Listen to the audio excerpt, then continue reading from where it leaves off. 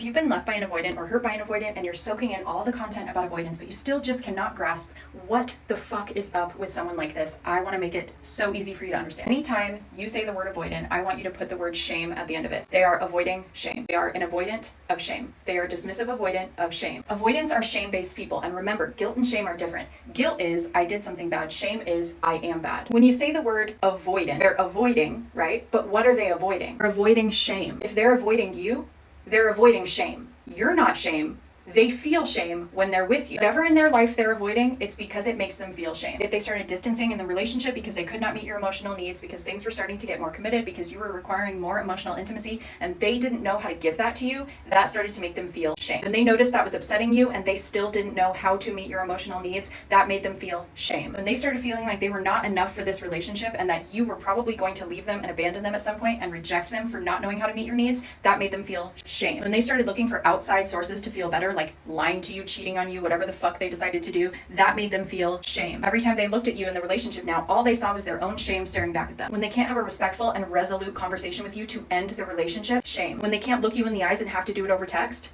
shame. When they abruptly leave and don't come back for any of their stuff and it sits at your house for 5 months, shame. When it's been months and months and months and they still haven't reached out, shame. If they randomly block you on social media one day, a couple months after the breakup, shame. You are not and will never be the problem, and you also are not the solution. That person, that avoidant, may be sitting at their house right now missing you so fucking much, but I bet you anything they will not reach out to you because they feel so ashamed. They feel so ashamed of what they did to you in the relationship. They feel so ashamed of how they left. They feel ashamed knowing that if they came back to the relationship, they still couldn't give you what they know that you need. And so they think to themselves, what's the point of even reaching out at all? It is all shame. And when you know that, you can take your power back. It's not about you.